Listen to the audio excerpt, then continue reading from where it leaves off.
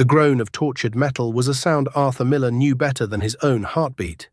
It wasn't the rhythmic complaint of an old machine working hard. This was different. This was a shriek, a final sharp protest from the guts of his 1951 Farmall M, followed by a sickening, grinding clatter, and then a sudden, profound silence. The tractor coasted to a halt in the middle of the furrow, the spring air, thick with the smell of freshly turned earth, now tainted with the acrid scent of burnt oil and hot iron.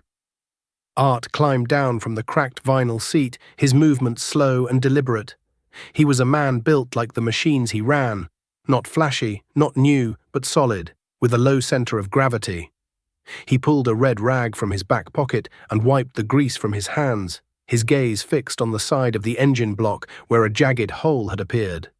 A dark, oily wound weeping onto the black Iowa soil. A connecting rod, a piston, maybe both, had decided after 20-some years of faithful service that they'd had enough. He stood there for a long time, the sun warming the back of his neck, the only sound the call of a distant meadowlark. This was more than an inconvenience. This was a catastrophe. It was late April of 1969. The South 80 needed to be turned, disked, and planted within the next 2 weeks, or he'd be fighting the season all the way to harvest. A cloud of dust on the gravel road announced a visitor. Art didn't need to see the truck to know who it was. The dust cloud was too big, too arrogant. A brand new sky blue Ford F-250 Ranger pulled up, chrome glittering in the sun. Richard Davies leaned out the window, a smirk playing on his lips. Davies was 10 years younger than Art, with soft hands and a smile that never quite reached his eyes. He'd inherited the farm next door and had immediately mortgaged it to the hilt to buy the biggest, newest equipment the International Harvester dealer in Waterloo would sell him. "Looks like the museum finally gave up on you, Art," Davies called out, his voice dripping with false sympathy. He killed the engine of his truck but didn't get out, surveying the scene from his air-conditioned cab. Art just nodded, his jaw tight. Through a rod. "Yeah, I can smell it from here," Davies chuckled. "Look, I'm on my way to get the planter set, but I could come back with my 1066 when I'm done. Could have this field plowed for you by supper.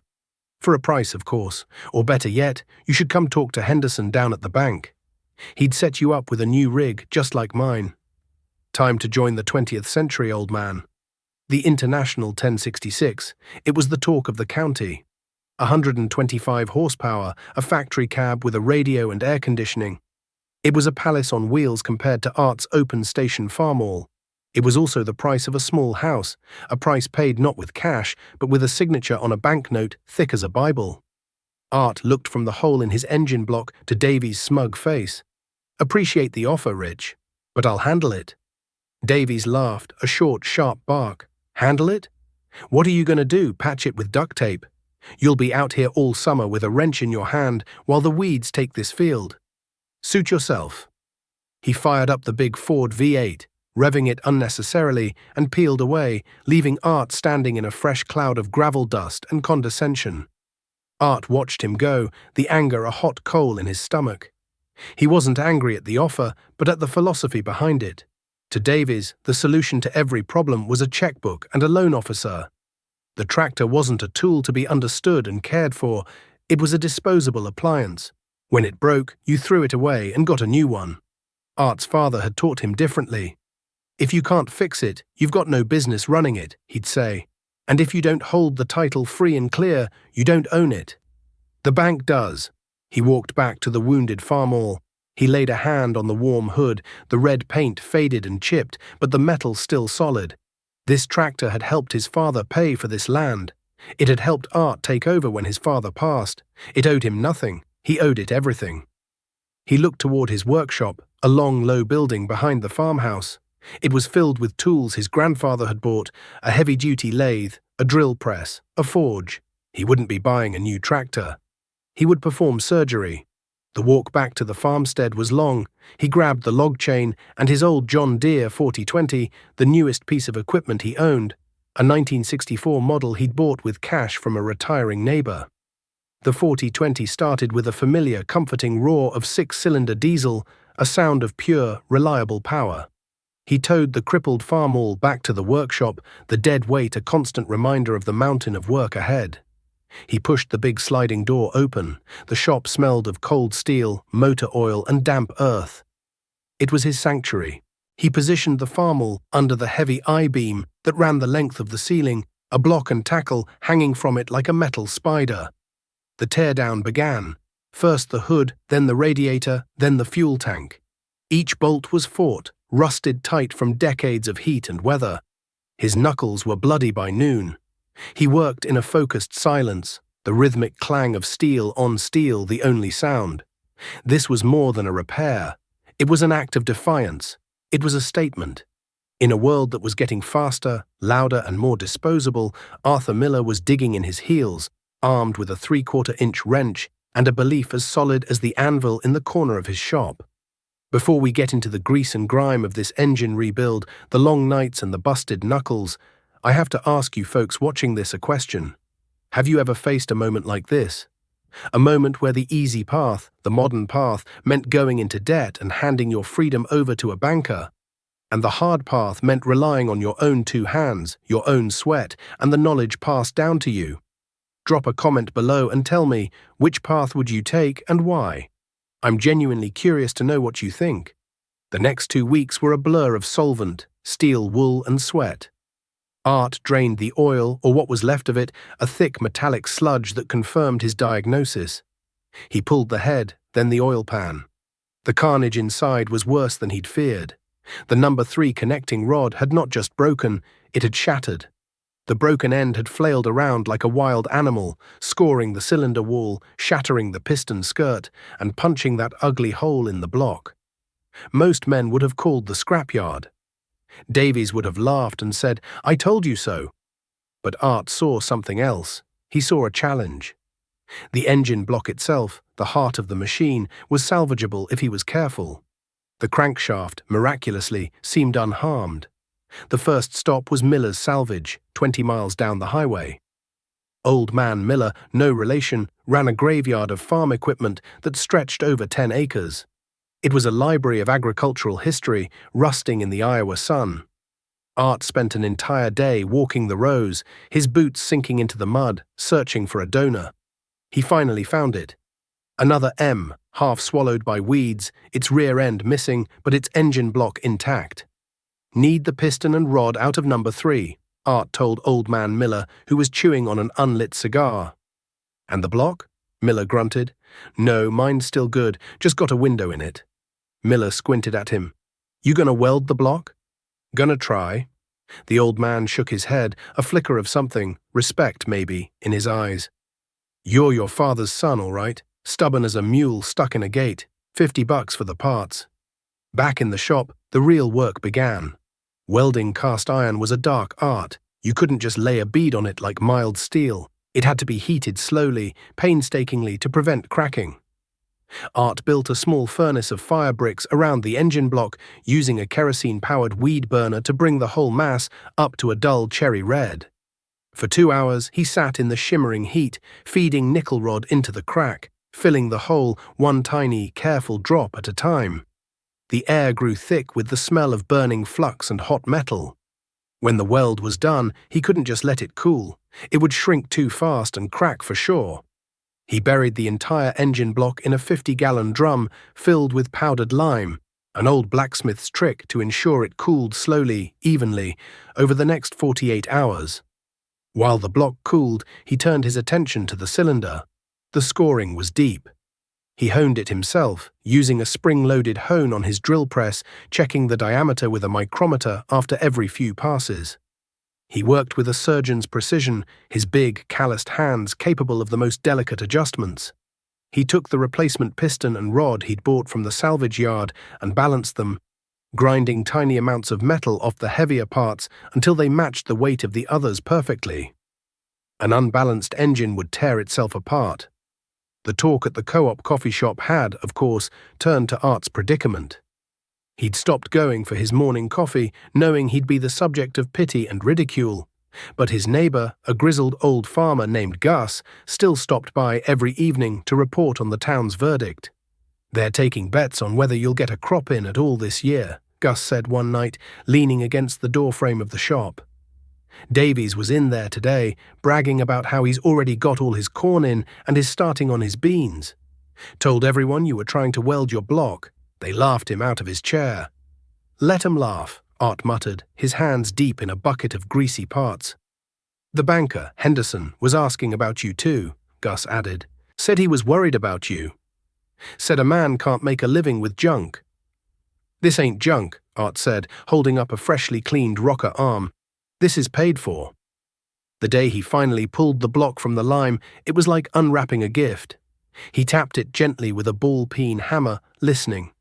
It rang true. No cracks. The weld had held. A wave of relief washed over him, so potent it almost buckled his knees. Reassembly was a painstaking ritual. He plastigauged every bearing, checking the clearances down to the thousandth of an inch. He installed the new piston rings, staggering the gaps just so. He torqued the head bolts in the proper sequence, his long-handled torque wrench clicking softly in the quiet shop. He set the timing, adjusted the valves. Every step was by the book. A book he had memorized years ago. It was the third week of May when he was finally done. He had missed the ideal planting window. His neighbors were already cultivating their neat rows of sprouting corn. Art's fields were still black and empty. He filled the radiator with water and the crankcase with fresh 30-weight oil. He opened the petcock on the carburetor to let the bowl fill with gasoline. His heart was hammering against his ribs. He had poured 100 hours and every ounce of his skill into this engine. If it didn't run, or if it ran rough, he was finished for the year. He climbed onto the seat, took a deep breath, and pulled the starter rod. The engine turned over once, twice. A puff of white smoke coughed from the exhaust stack. He adjusted the choke and pulled the rod again. This time it caught. The Farmall M roared to life, a deep, throaty bellow that echoed off the walls of the shop. It wasn't sputtering or knocking, it was running smooth, a steady, powerful rhythm, the sound of resurrection. Art let it idle for a full 10 minutes, his eyes scanning the block for leaks, his ears tuned for any hint of a problem. There were none. The oil pressure was steady, the temperature was climbing normally. He throttled it up, and the engine responded with a crisp, even roar. He had done it. He didn't waste a moment celebrating. He backed the tractor out of the shop, hooked up the 4-bottom plow, and drove out to the South 80. He dropped the plow into the soil and didn't stop until long after the sun had set, the tractor's single headlight cutting a lonely path through the darkness. He plowed and disked and planted in a feverish marathon, sleeping only 4 hours a night. He finished planting his corn on the last day of May, almost a month behind everyone else. That summer was hot and dry. The late-planted corn struggled, its growth stunted by the lack of rain in June. Davy's corn, planted early with deep roots, weathered the dry spell and shot up toward the sky. By harvest time, the difference was stark. Davies was pulling in 200 bushels to the acre. Art was lucky to get 120. The financial gap between them had become a chasm. At the grain elevator, Davies clapped him on the back. Tough year, Art. Maybe next year you'll swallow that pride and buy some real equipment. Art just nodded and cashed his check. It was enough to pay his taxes and buy his seed for next year, with a little left over. It wasn't a profit, not really. It was survival. The next few years fell into a pattern. The early 1970s arrived, and with them a change in the wind. In 1972, the Soviet Union, facing a disastrous harvest, secretly bought nearly a quarter of the United States wheat crop. The deal, which became known as the Great Grain Robbery, sent commodity prices into the stratosphere overnight. Corn went from $1 a bushel to $3, then $4. Soybeans doubled.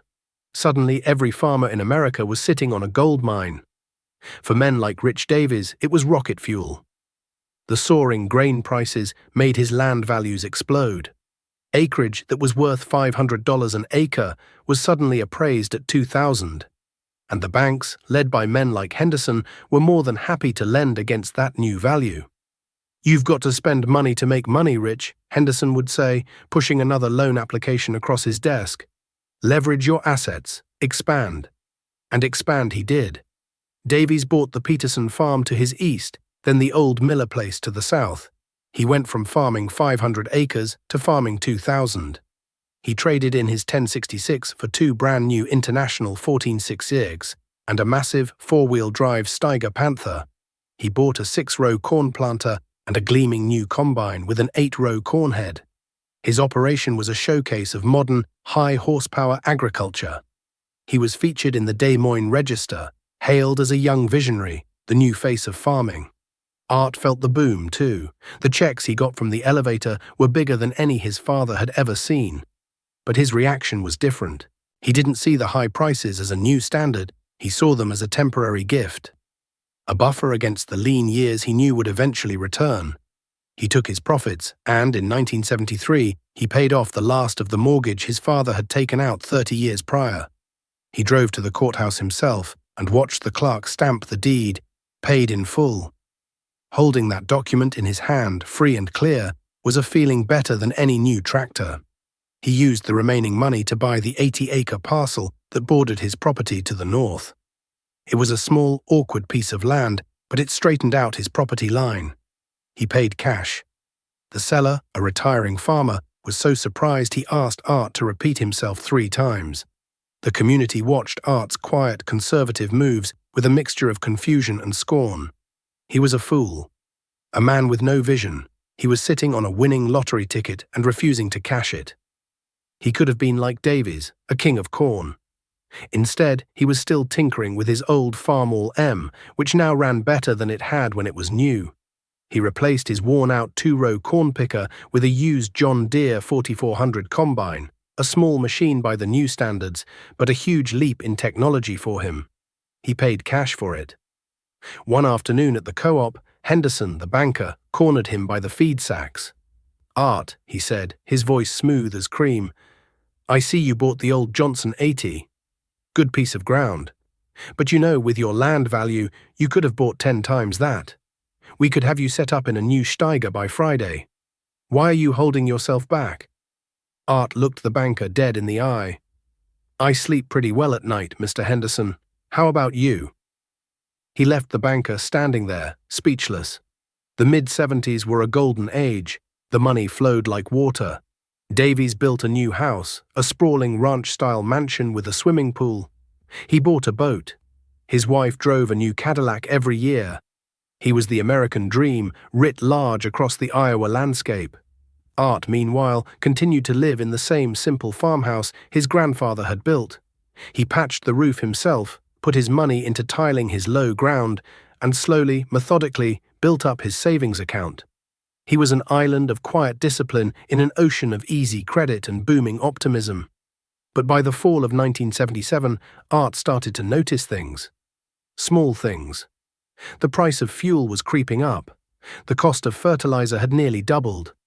On the radio, he'd hear news reports from back east, economists talking about something called stagflation. He listened to Paul Harvey every day at noon, and the reports on interest rates were starting to sound alarming. The Federal Reserve was talking about tightening the money supply to fight inflation. One cold November afternoon, he was in his shop, sharpening the sickles on his combine's bean head. The air was crisp, carrying the scent of wood smoke and decaying leaves. In the distance, he could hear the roar of Davies' fleet. 2 massive combines and a half-dozen grain trucks, working under bright halogen lights to bring in the last of a massive soybean crop. The sound was immense, a testament to power and wealth.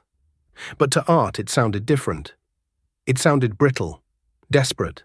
He paused his work, the file quiet in his hand, and looked out the window toward the north. The sky was a strange bruised purple. The wind had a new bite to it, a cold that went right through his canvas coat. An old farmer's saying his father had taught him came to mind. When the sky looks like a fresh bruise and the wind bites with borrowed teeth, the devil's beating his wife and a blizzard ain't far behind. He felt a shiver that had nothing to do with the cold. Everyone saw Davies' empire of gleaming red machines and saw success. Art saw something else. He saw a pyramid of debt. Each new machine and each new acre balanced precariously on the one below it, all of it dependent on high grain prices and cheap money. And he knew, with a certainty that settled deep in his bones, that the wind was changing. A storm was coming, one that would break more than just machines. The blizzard of '78 didn't arrive with a roar. It came in on a whisper. The air, already sharp with the coming of December, grew unnaturally still. The sky turned the color of a lead ingot, heavy and oppressive. Art, standing in the open door of his workshop, felt the pressure drop in his bones. He'd finished winterizing his combine, greasing every fitting, draining the fuel, and backing it into the deep end of the machine shed. His John Deere 4020 was already parked inside, a block heater plugged in and ready. The old Farmall M, his symbol of defiance, sat nearest the door, its gasoline engine indifferent to the coming cold. He looked across the fields to the north, where the lights of Davy's operation still blazed against the darkening horizon. They were running 2, maybe 3 combines, trying to get the last of the corn out of a low-lying field near the creek. It was a gamble, pushing the harvest that late, but with 2,000 acres to cover, Davies had no choice. His entire year's income was still sitting on the stalk. The first flakes were tiny, hard pellets, like grains of sand. Then, as if a switch had been thrown, the wind hit. It came screaming out of the northwest, a physical wall of force that drove the snow horizontally. The world outside the workshop door dissolved into a churning, white chaos. The temperature plummeted 20 degrees in an hour. Art shut the heavy sliding door, the sound of the storm instantly muffled to a low moan. He was safe. His crops were in the bin, sold at a decent price back in October. His machinery was protected. His house was stocked with firewood. He was an island of preparedness in a sea of white fury. For 2 days, the world ceased to exist. The wind howled like a banshee, piling snow into drifts that buried fences and swallowed roads. On the 3rd morning, the wind died, and a brilliant, painful sun rose on a landscape transformed, sculpted into alien shapes of white and blue. The silence was absolute. Art fired up the 4020. The block heater had kept the oil warm, and the big 6-cylinder diesel engine turned over and caught with a reassuring cloud of black smoke. He spent the morning clearing his own long driveway with a rear-mounted blade. By noon, he was on the county road, helping the township plow open a path. That's when he saw the state of Davy's farm. It was a scene of industrial carnage. One of the massive 1466 was buried up to the top of its cab in a drift. A grain truck sat abandoned in the middle of the field, its trailer half full of frozen snow-covered corn. But the worst sight was the Steiger Panther. The enormous 4-wheel drive tractor, Davy's pride and joy, was sitting where its operator had left it, hooked to a massive chisel plow.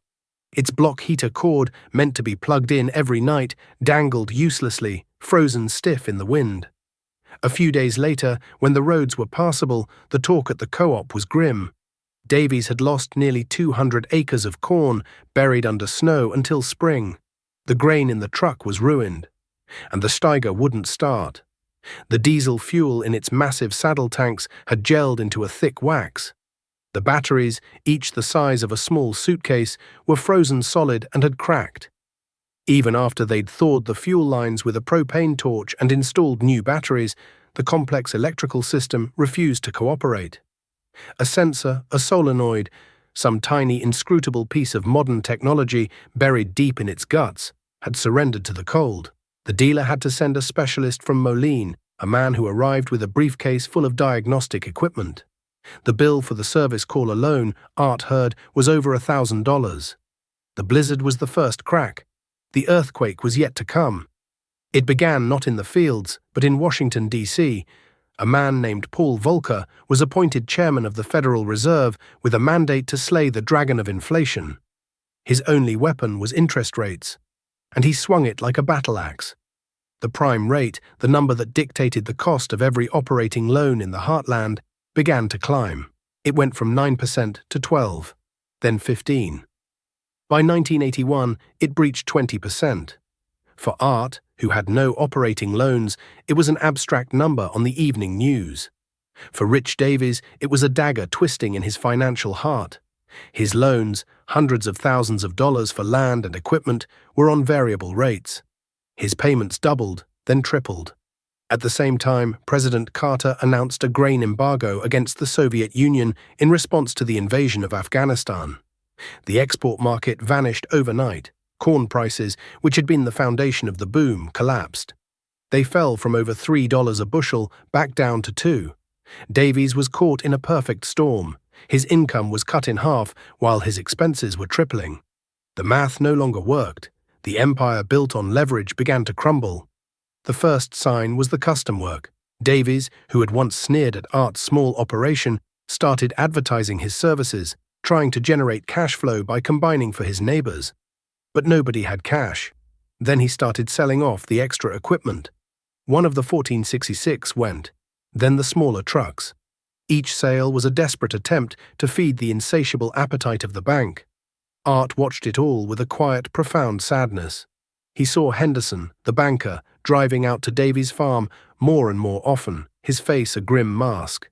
The meetings grew longer, the arguments louder, sometimes carrying on the still evening air all the way to Art's front porch.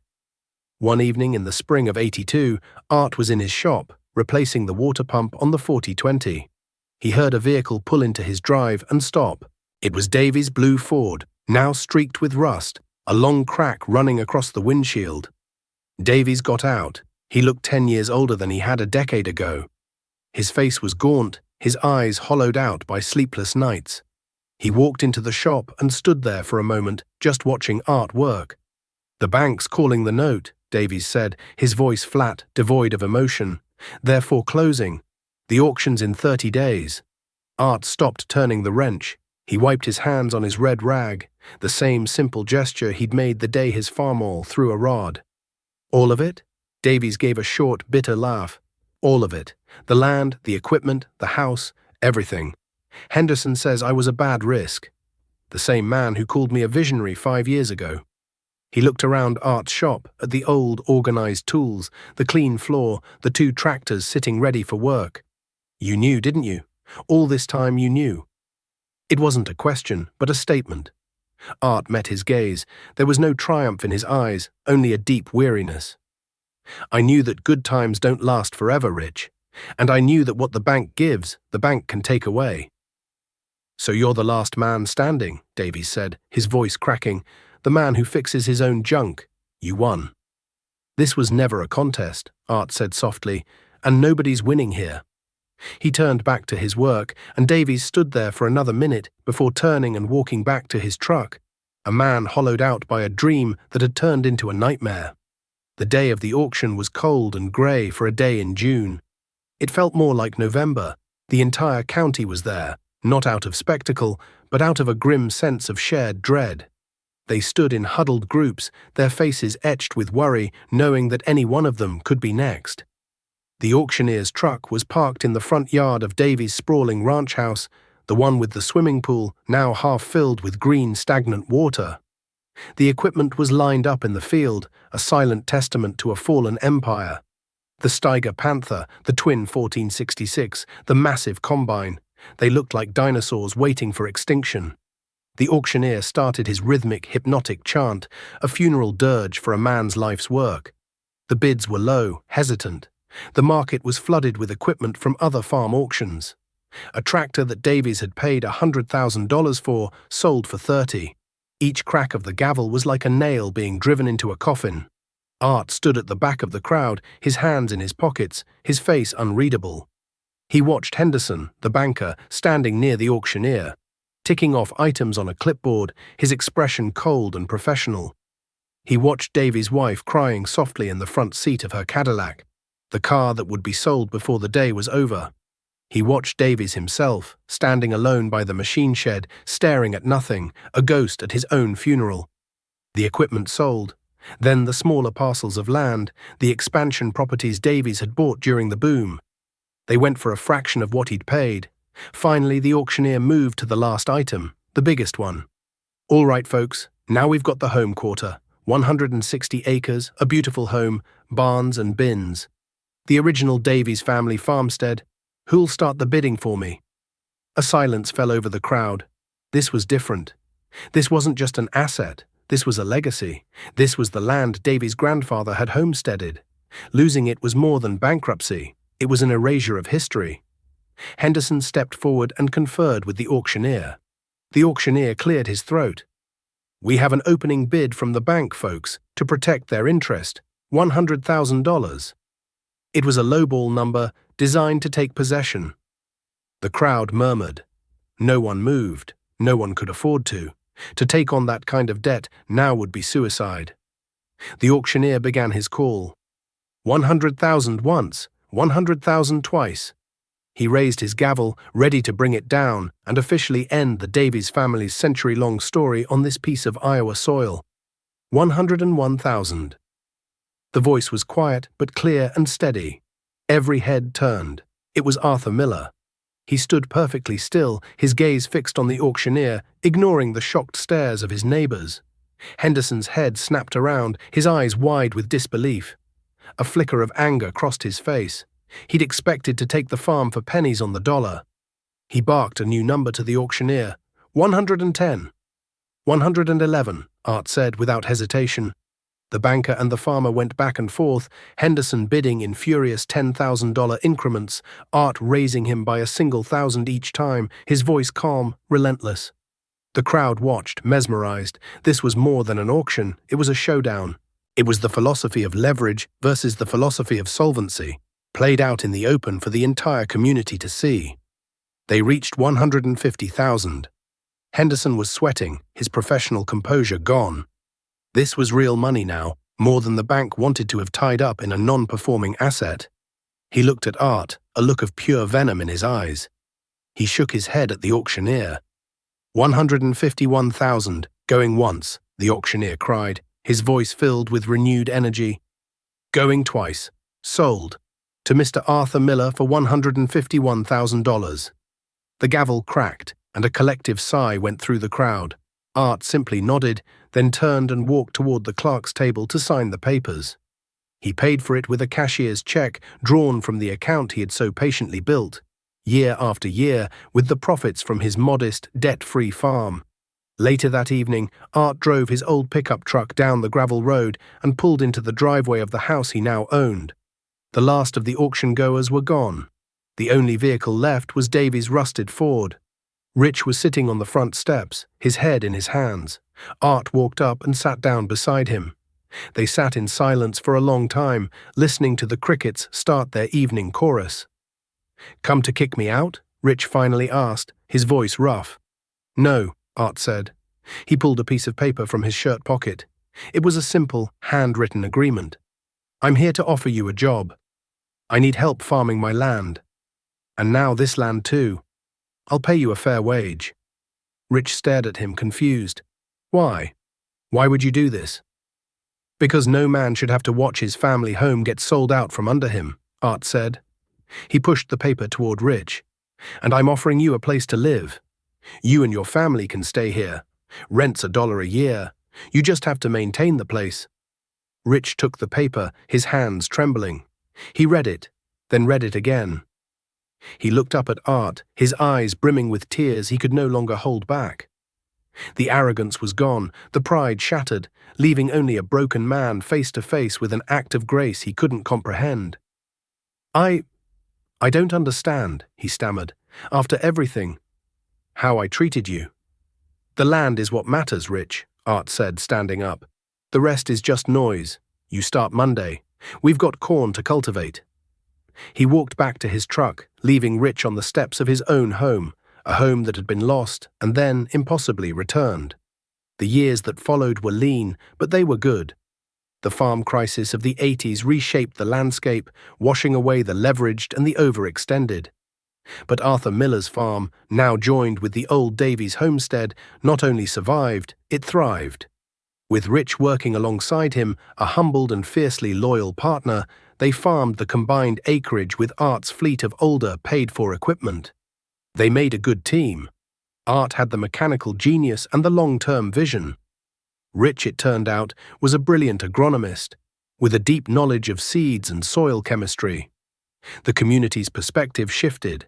Art was no longer the stubborn old fool, he was the wise man, the prophet who had seen the storm coming. Young farmers, struggling to start, would stop by his workshop not to ask for a loan, but to ask for advice. And he would give it freely, standing over the engine of his old Farmall M, which he still used for light chores. He never got rich in the way Rich Davies had once been rich. He never built a mansion or drove a new Cadillac. But he was wealthy in a way the bankers could never understand. He owned his land, his machinery, his home, and his time. He was a free man on a free piece of earth. One warm autumn afternoon, years later, Art was in his shop. He was an old man now, his hair white, his movements slower, but his hands still sure. His grandson, a boy of 10 with his grandfather's serious eyes, was standing on a stool beside him. They were working on the Farmall M, doing a simple tune-up, changing the spark plugs and setting the points. The boy watched his grandfather's hands, fascinated. "Grandpa," he asked, "why do we still keep this old tractor? You've got the 4020, and Uncle Rich uses that bigger Deere you bought." Art stopped his work and looked at the boy. He placed a greasy hand on the faded red hood of the old tractor. "This tractor," he said, his voice a low rumble, "taught me the most important lesson I ever learned. It's not about having the biggest or the newest. It's not about what things cost. It's about what they're worth." He pointed out the open shop door, across the fields of harvested corn stubble, golden in the late afternoon sun. The land stretched out, peaceful and secure, all the way to the horizon. "Your Uncle Rich, he once tried to build an empire. But it was built on borrowed money, on shifting sand. And when the wind changed, it all blew away. This land, this life, it's not about how much you can borrow, it's about how much you can hold. You don't own what the bank can take away, you only truly own what you can fix with your own 2 hands." He handed the boy a small wrench. "Now let's set the gap on this last plug. She's got work to do tomorrow." The boy took the wrench, his small hands closing around the cool steel. In the quiet of the workshop, surrounded by the smell of oil and earth, the old man and the young boy worked together, the steady rhythm of their tools, a quiet promise that the land would endure, that the lessons had been learned, and that the legacy was safe.